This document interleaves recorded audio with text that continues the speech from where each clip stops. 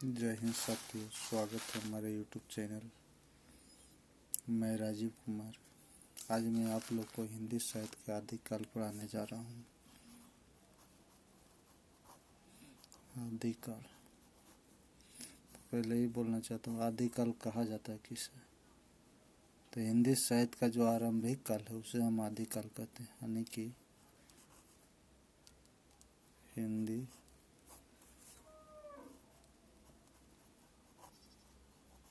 साहित्य के आरंभिक काल को आदिकाल कहा जाता है।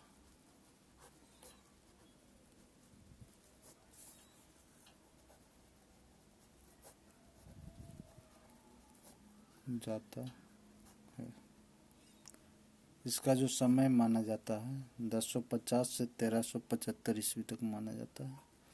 1050 से 1375 ईस्वी तक, यानी कि 11वीं सदी से 14वीं सदी बोल दीजिए इसको। इस काल में जो है राजाओं की प्रशंसा, उनके वीरता का वर्णन, भक्ति आदि का वर्णन रचनाओं में किया जाता था। आदिकाल इसीलिए पड़ा है क्योंकि इस काल में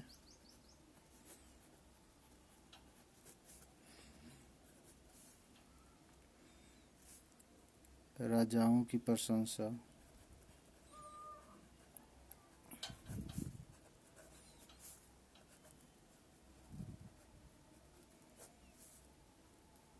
उसकी वीरता का वर्णन,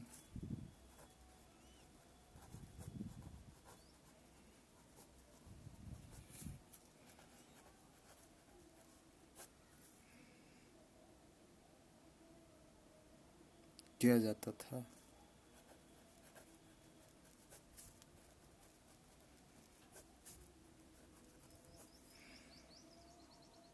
इसी कारण इस युग को वीरगाथा काल भी बोला जाता है।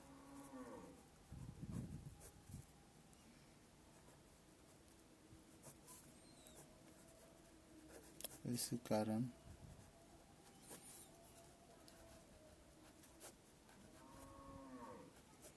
इस युग को वीरगाथा काल भी बोला जाता था। इस काल को और अन्य नाम से भी बोला जाता है, जिसे वीरगाथा काल हो गया,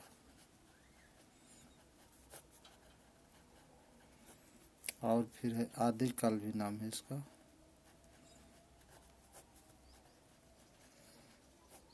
बीजबपन काल भी बोला जाता है।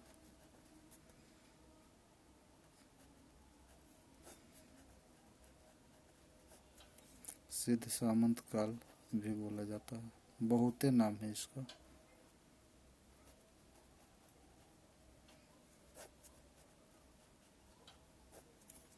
आरंभिक काल भी बोला जाता है क्योंकि इस काल का आरंभ आदिकाल से हिंदी काव्य में आरंभ हुआ है।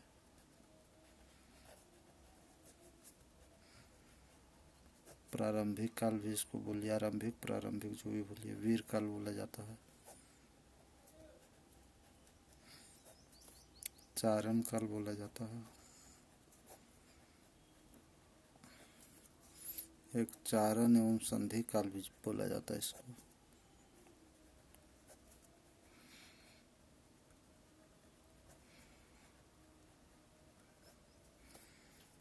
एक आधार काल बोला जाता है।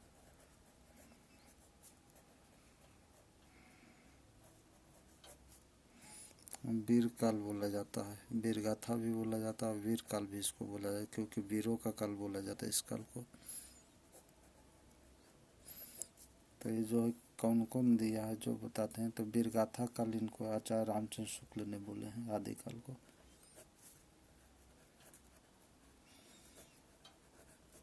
आदिकाल को आदिकाल बोले हैं जो हजारी प्रसाद द्विवेदी बोले हैं।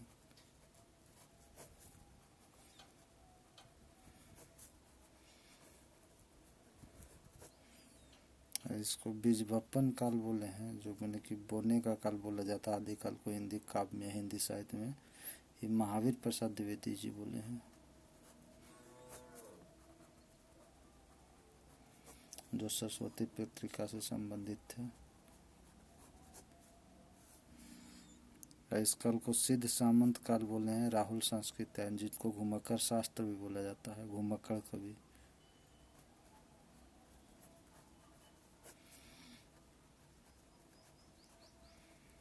कृतियायन।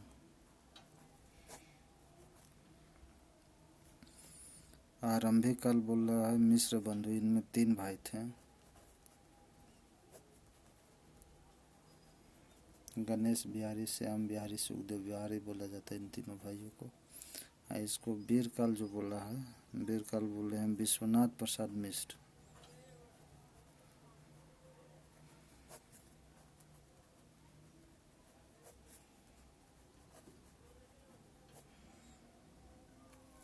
चारण काल बोले हैं जॉर्ज ग्रियर्सन जी।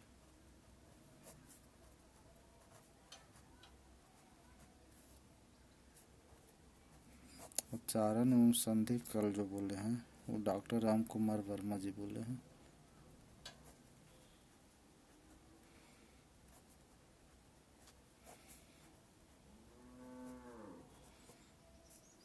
अवधार काल जो बोले हैं जो सुमन राजे बोले हैं।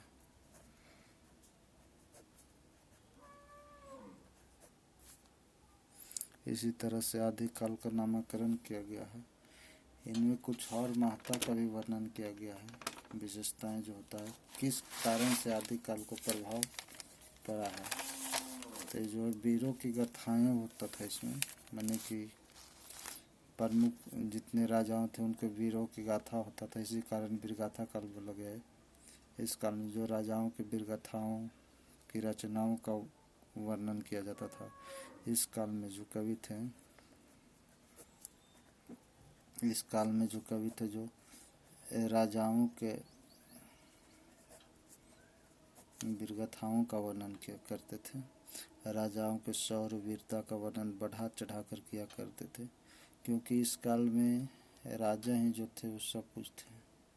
उस समय न तो भक्ति का कोई अथी था, न तो और कुछ था, मैंने जो भी था जो राजा था। वीर रस की प्रधानता भी इसमें मिलते बहुत आदिकाल के रचनाओं में। शौर्य साहस की काफी ओजस्वी रूप का वर्णन किया गया है। युद्धों का सजीव चित्र वर्णन होता है इस काल में। युद्धों का सजीव वर्णन। रचनाओं का वर्णन, मैंने इस काल के रचनाओं को पढ़ने से ऐसा लगता है कि युद्धों की अगर जो कहानी इसमें रहता है ना, तो वर्णन होता है तो लगता है कि जैसे कि सामने हम युद्ध देख रहे हैं। युद्धों के वर्णन में इस काल में आदिकाल के जितने भी रचनाएं पढ़ते हैं, जैसे महाभारत हो गया, रामायण हो गया, राम रावण युद्ध हो गया, तो आपको तो लगता है कि मैंने कि इस काल के रचना में लगता है कि आंखों देखा मैंने सामने युद्ध हो रहा है। इसलिए इस काल को में युद्धों का वर्णन भी किया गया है। प्राकृतिक चित्रण इसमें किया गया, क्योंकि इस काल की अधिकतर रचनाओं में देखने को मिलता है कि प्राकृतिक का आलम्बन उद्दीपन दोनों तरह से चित्रण हुआ। युद्ध क्षेत्र में जाते हुए सैनिकों को वर्णन करते समय रास्ते में पड़ने वाले नगर, नदी, पर्वत, वन आदि का वर्णन बहुत ही रुचि से किया गया है इस काल में। इस काल में जो जनजीवन के संपर्क का अभाव था इस काल में, ये आदिकाल जो था, आदिकाल में जो था जनजीवन के संपर्क के अभाव था, क्योंकि इस काल में सिर्फ राजाओं के शौर्य का वर्णन किया जाता था, क्योंकि जो भी कवि रहते थे वो राजा के आश्रय में ही रहते थे। तो कोई भी जहाँ भी रहते थे तो वो अपने राजाओं का ही वर्णन करते थे, क्योंकि जन संपर्क बहुत कम रहता था उन कवियों का, माने कि जन संपर्क नहीं के बराबर रहता था। आम जनता के बीच जीवन का वर्णन का बहुत अभाव था, इसीलिए इस काल को जनजीवन के संपर्क का अभाव बहुत अधिक मिला।